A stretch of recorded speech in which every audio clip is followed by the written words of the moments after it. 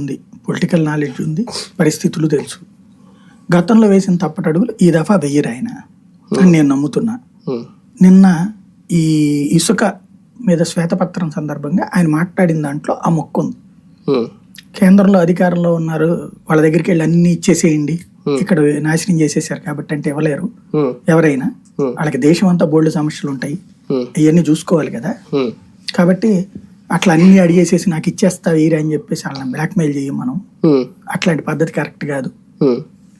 వాళ్ళు చేయగలిగిన వాళ్ళు చేస్తారు అన్నటువంటి విషయం చెప్పారు ఆయన. కేంద్రం మీద ఎందుకంత దయాహృదయం? దయ్యం అంటే పోరాడి ఏం చేస్తారు? పాజిబిలిటీ లేక రాదని తెలుసా? అంటే ఎట్లా నాకు అర్థం కానిది ఏంటంటే, నీకు ఒక రాష్ట్రంగా నీకు ఒక హక్కు ఉంటది. ఆ హక్కుని వాళ్ళు ఏమి భంగపరచరు. ఈ హక్కు కింద నీకు వచ్చేవన్నీ ఇస్తారు, అదనంగా కొన్ని ఇస్తారు, కానీ నీకు కావాల్సినవి ఇవ్వలేరు. ఎట్లా ఇస్తారు?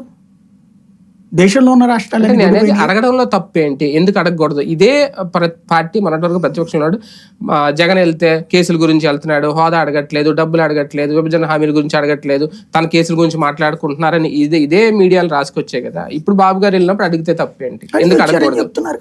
అప్పుడు జగన్ అడిగి వచ్చారని జగన్ పత్రిక రాసేది, ఇప్పుడు ఈయన అడిగి వచ్చారని ఈడ పత్రికలు రాస్తున్నాయి.